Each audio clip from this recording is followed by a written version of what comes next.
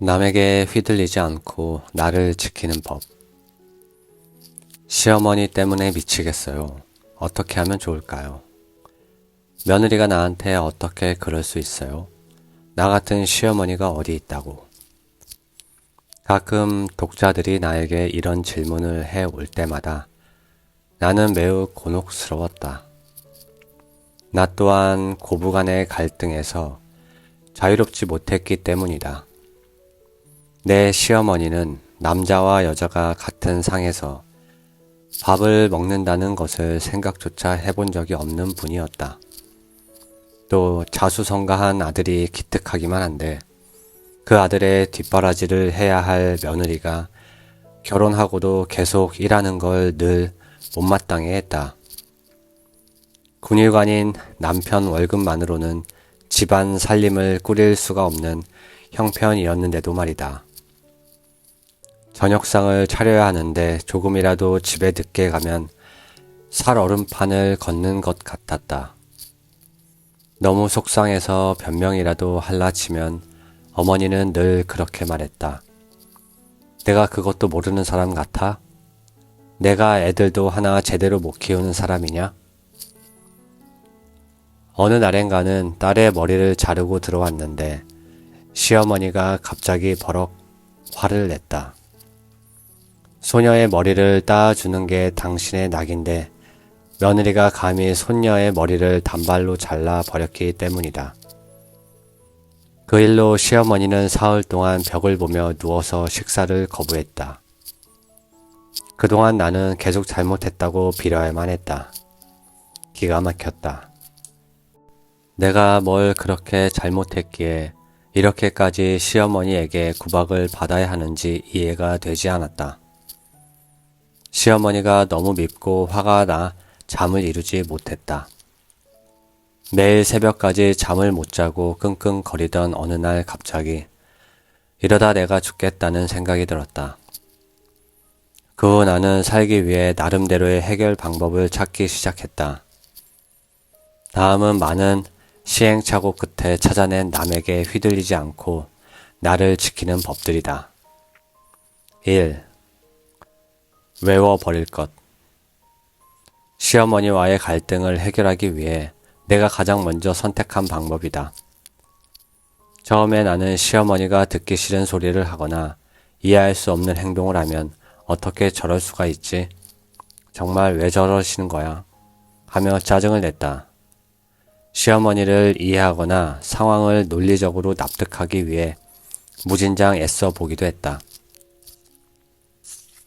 그런데 생각하면 할수록 이해는커녕 자꾸만 화가 나고 시어머니가 너무 미워 견딜 수가 없었다. 시어머니는 절대 바뀌지 않을 텐데 말이다. 그래서 어느 순간 외우기 시작했다. 시어머니가 듣기 싫은 소리를 해도 우리 시어머니는 원래 저래 하고 인정해 버렸던 것이다. 남편과 내가 쓰는 방의 장롱과 서랍을 자기 방식대로 정리해야만 직성이 풀리는 시어머니를 이해하려고 들면 나만 괴롭다. 결국엔 이해가 안 되니까 말이다. 대신 그냥 시어머니는 그런 분이다. 인정해버리면 나중에는 그냥 그런가 보다 하게 된다. 또 정리하셨구나 라며 대수롭지 않게 받아들이는 순간을 맞이하게 되는 것이다. 그래서 나는 엄마 때문에 고민하는 환자에게도 똑같은 처방을 내렸다. 어차피 안 고쳐질 텐데 그냥 외워버리세요. 외우다 보면 시어머니가 이런 상황에서는 이렇게 말할 텐데 저런 상황에서는 이런 행동을 보일 텐데 하는 패턴을 발견하게 된다. 그러면 더 나아가 어떤 말을 할지 예측이 가능해진다. 그 경지에 달하면 신기하게도 더 이상 상처를 받지 않게 된다. 시어머니가 뭐라고 해도 아, 예 하며 은근슬쩍 넘기게 되고 시어머니가 곧 화를 낼 것 같으면 미리 선수쳐서 다른 이야기를 꺼내 갈등 상황을 피하게도 되었다. 그러려니 인정하고 받아들이는 것이 부정적으로 보일 수도 있지만 나는 오히려 그것이야말로 나를 지키는 최소한의 방법이라고 생각한다. 만약 갈등 상황에서 저 사람이 왜 저래? 라며 열을 내게 되면 오히려 나를 잃어버리고 그에게 휘둘리게 된다. 그러니 안 고쳐질 사람인데 계속 얼굴을 보고 살아야 한다면 그냥 외워버리는 게 낫다. 2. 뭐뭐 하는 척이 필요할 때도 있다. 사람들은 뭐뭐 하는 척을 굉장히 싫어한다. 솔직하지 못하고 가식을 떠는 행위로 생각해서다. 왜냐하면 보통 뭐뭐 하는 척은 내 자존심을 누르고 남들에게 맞춰주거나 인정하고 싶을 때 하게 되는 행동이기 때문이다. 그런데 나는 그것이 나쁘게만 보이지는 않는다. 뭐뭐 하는 척이 솔직하지 않는 것은 맞다. 그래서 나와 아주 가까운 사람이 내 얘기를 듣는 척만 할 뿐 속으로는 딴 생각을 하고 있으면 화가 나고 힘들어도 괜찮은 척하면 서운함을 느끼게 된다. 하지만 일 때문에 만난 사람들은 애초에 마음을 나누고 서로 친해지기 위해 만난 사이가 아니다. 그런 관계에서는 서로의 이익에 따라 관계 자체가 유동적으로 변하기 때문에 관계를 원만하게 가져가는 것이 좋다. 그 사람들에게까지 내 속마음을 솔직하게 내보이는 것은 결코 바람직한 행동이 아니다. 속으로는 싫어도 그걸 굳이 밖으로 내색할 필요는 없다는 말이다. 솔직한 게 최고라며 싫다고 말해봤자 관계만 어그러질 뿐이다. 만약 부모가 아이들이 귀찮을 때마다 그걸 다 표현한다고 생각해보라. 아이들이 얼마나 상처를 받겠는가. 자신의 감정을 솔직하게 인정할 필요는 있지만 그 감정을 만나는 모든 사람에게 다 표현할 필요는 없다. 그럴 때 유용한 것이 바로 뭐뭐 하는 척이라. 그것은 상대방에게 휘둘리는 게 아니라 내가 그렇게 맞춰주는 것이다. 상황을 원만하게 풀어가기 위한, 그래서 쓸데없이 에너지를 낭비하지 않기 위한 노력이다. 그러니 뭐뭐 하는 척이 옳지 않으니까 해서는 안 된다는 강박관념을 가지고 있다면 버리는 게 좋다. 때로는 솔직한 게 오히려 남에게 상처를 입히고 관계를 망치는 지름길일 수도 있기 때문이다. 3. 그가 당신에게 상처를 주고자 해도 당신이 받지 않으면 그만이다. 누군가 나를 다짜고짜 비난한다고 해보자. 그러면 이유가 무엇이든지 간에 비난받는 것만으로도 모멸감과 수치심에 얼굴이 화끈거린다. 그러면 부당한 비난에 어떻게 대처해야 할까? 모욕을 준 상대에게 주먹이라도 날려야 할까? 아니면 그런 말을 들어도 마땅하다며 도망치는 게 편할까? 로마의 역사가인 타키투스는 비난에 화를 내는 것은 그 비난을 받을 만하다고 인정하는 것이라 했다. 그러므로 주먹을 날리거나 상대에게 똑같이 화를 내는 것은 좋은 방법이 아니다. 그럴 때는 선물을 받았다고 한번 생각해보라. 받고 싶지 않은 선물을 받았다면 돌려주면 그만이다. 누군가 나를 비난했을 때도 마찬가지다. 그게 부당하다면 그 비난을 받지 않으면 된다. 아무리 기분 나쁜 일이라도 그것을 받아들일지 말지는 나의 선택에 달려 있기 때문이다. 또 기분 나쁜 일을 당했을 때 우리가 맨 처음 받은 것은 상처가 아니라 상처를 받은 것 같은 느낌이다. 그러므로 느낌을 상처로 남길지 그냥 상대방에게 돌려주고 머릿속에서 지워버릴지는 내 선택에 달려있다. 물론 그는 당신이 그의 뜻대로 움직여주지 않아 화가 나서 당신에게 상처를 주려고 작정했을 수도 있다. 모멸감을 안겨주려고 벼르다가 사람들 앞에서 일부러 비난을 할 수도 있을 것이다. 하지만 그럼에도 그에 휘둘릴지 아닐지는 당신의 선택에 달려있다. 그러니 누군가 상처를 주고자 해도 내가 그것을 받지 않으면 그만이다. 4.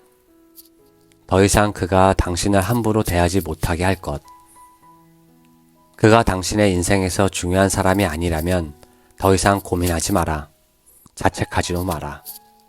그가 당신을 함부로 대한다고 해서 당신이 못난 존재가 되는 것은 결코 아니다. 오히려 딱히 잘못을 한 것도 없는데 그가 당신을 괴롭힌다면 그가 못난 것이다.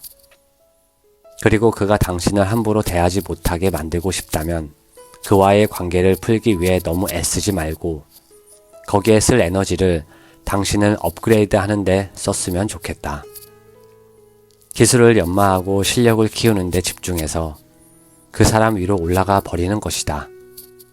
그러면 그는 설령 뒷담화를 할지언정 앞에서 대놓고 당신을 함부로 대하지 못할 것이다. 게다가 어떤 이유로든 당신 자신의 실력을 키우는 데 집중하면 그것이야말로 당신을 지켜줄 든든한 버팀목이 되어줄 것이다. 공부의 즐거움에 대하여. 엄만 어쩌다 아빠랑 결혼했어. 당장 헤어져. 철없던 사춘기 시절 나는 고지식하고 완고한 아버지가 너무 불합리하고 아버지에게 늘 순종하는 어머니가 너무 답답해 보여 자주 이렇게 말하곤 했다. 아버지는 고지식한 데다 원리 원칙을 따지는 분이었다. 어느 정도였느냐면 수학 문제 하나를 물으면 정자부터 가르쳤다. 그 다음엔 연필 깎고 지우개 준비하고 공책을 똑바르게 놓아야 했다. 자세가 올바라야 공부가 된다는 신조를 가지고 있는 탓에 준비에만 30분이 걸리고 수학을 가르쳐 주는 건 그 다음이었다. 그러니 내가 오죽 답답했겠는가. 이렇게 원칙주의자인 아버지는 책을 무척 좋아해서 집에는 언제나 책이 많았다. 당시 100원짜리 세계문학 전집이 집에 있었다는데 나는 초등학교 때부터 그 책들을 읽기 시작했다. 내가 책 읽기를 좋아하는 걸 본 아버지는 퇴근길에 가끔 서점에 들러 책을 사오곤 했다. 놀거리가 마땅치 않던 시절이라 아버지가 사온 책들은 가뭄의 단비 같았다. 방학 때는 하루에 한 권씩 읽어댔다. 그리고 아버지 다 읽었어요 하면 아버지는 벌써 다 읽었냐고 좋아하며 책을 사다 주었다. 덕분에 나는 플루타르코스 영웅전 전집과 여자의 일생, 유리알 유희, 팡세 등 다양한 책들을 독파할 수 있었다. 그 중에서도 제인 에어나 오만과 편견처럼 좋아하는 소설은 10번이고 20번이고 반복해서 읽었고 법정 스님의 무소유와 루이제 린저의 생애 한가운데 그리고 전혜린의 그리고 아무 말도 하지 않았다 또 몇 번씩 읽었다. 아인슈타인의 상대성 이론도 무슨 소린지 이해가 잘 되지는 않았지만 열심히 읽었다. 그렇게 책이 좋던 시절이었다. 어린 나이였지만 책을 읽으면서 나는 인간의 본성과 사람의 마음을 어렴풋하게 들여다보았다. 등장인물들의 욕망과 실수, 고통과 구원은 하나같이 너무 강렬해서 무서울 정도였다. 그래도 결말이 궁금해 책을 놓을 수 없었고 다 읽고 나면 주인공들이 어느 정도 이해가 되었다. 아마 나는 책을 통해 억압된 욕망과 누가 볼세라 꼭꼭 숨겨 놓았던 판타지를 분출했던 것 같다. 그 덕에 세상과 사람을 보는 눈이 조금은 깊어진 게 아니었는지. 그렇게 책을 좋아했던 것과는 별개로 나는 학교 공부엔 별로 재미를 붙이지 못했다. 시험과 성적에 대한 부담감 때문에 공부를 즐기지 못한 것이다. 그래서 얼른 대학에 가고 싶었다. 대학교에 입학만 하면 지긋지긋한 공부는 더 이상 안 해도 되는 줄 알았으니까.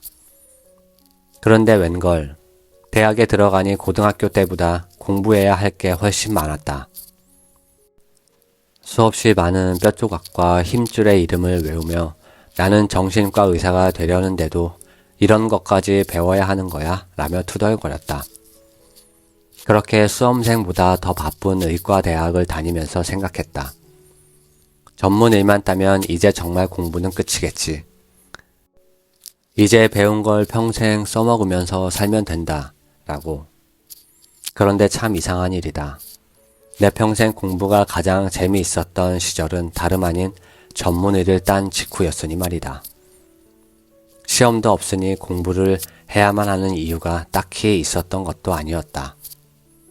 그런데 공부에 대한 압박이 사라지자 오히려 공부가 재미있어졌다. 본격적인 인간 심리에 대한 공부는 진작부터 궁금했던 분야여서 그런지 한 번 시작하면 시간 가는 줄 몰랐다. 그래서 30이 넘은 나이에 일하랴 애 키우랴 살림하랴 빠듯한 하루를 마치면 무척 피곤한데도 밤 11시경부터 새벽까지 책을 펴들고 공부를 했다. 누가 시켜서 하는 공부였다면 분명 책을 편 지 10분 만에 몸을 베베꼬며 딴 생각을 했을 게 틀림없다. 어쩌면 책을 펼쳐 보기는커녕 피곤하니까 아이를 재우다 같이 잠들어 버렸을지도 모른다. 그런데 사람의 마음을 이해하는 공부는 하면 할수록 너무도 흥미로웠다. 와, 재미있다라는 말이 저절로 나왔다. 그동안 그렇게 답답하고 화가 났던 이유는 모르기 때문이었고 그 해답은 공부에 있었다. 공부를 통해 종잡을 수 없는 나의 마음을 알게 되고 도무지 이해할 수 없는 타인의 마음을 조금이나마 이해하게 되니 주변 사람들과 관계를 이어나가고 환자를 치료함에 있어서도 좀 더 폭넓은 시각을 갖게 되었던 것이다. 그리고 적어도 몰라서 저지르는 실수들은 조금이나마 줄일 수 있었다. 아, 이래서 사람들이 아는 것이 힘이라고 말하는구나. 사람은 누구나 본연의 호기심을 가지고 있다. 어린 아이들을 보라. 누가 시키지 않아도 궁금하면 만져보고 맛보고 흔들어 보지 않던가? 아이들은 보상이 없어도 무엇이든 놀이로 승화시켜 하던 것도 더 잘하려고 애쓴다. 순전히 호기심 덕분이다. 그러나 점차 부모님과 학교의 통제에 길들여지면서 당근이나 채찍을 내밀지 않으면 공부에 별다른 흥미를 못 느낀다. 그렇게 공부도 억지로 하고 일도 시켜서 하게 되면 삶이 전반적으로 지겹고 무기력해진다. 내적인 호기심에 따라 알려고 애쓰는 본능 자체를 잊게 되는 것이다. 다행히 나는 너무 늦지 않게 다시 배우는 기쁨을 만끽할 수 있었다. 그리고 공부를 하며 나의 세계를 확장하고 나니 공부의 영역도 점점 더 넓어졌다. 책을 보는 것도 직장에서 일하는 것도 두 사람이 만나 결혼 생활을 하는 것도 아이를 키우는 것도 사람들과 원만하게 잘 지내는 것도 하물며 옷 입는 것과 화장하는 것도 다 공부였다. 세상과 부딪히고 사람과 부딪히며 내가 어떤 사람인가를 알았고 다른 사람을 이해하는 법을 배웠고 나 자신을 조금 더 사랑할 줄 알게 되었으니까 그렇게 65년 넘게 살고 보니 산다는 것 자체가 공부임을 깨달았다. 그래서 나는 당신도 시켜서 하는 공부가 아닌 내면의 호기심에서 비롯된 공부의 즐거움을 느껴보았으면 한다. 그것이 춤이든 음악이든 운동이든 무엇이든 좋다. 하고 싶어 하는 공부는 호기심의 영역을 점점 넓혀주고 인생 전반에 생기를 불어넣는다.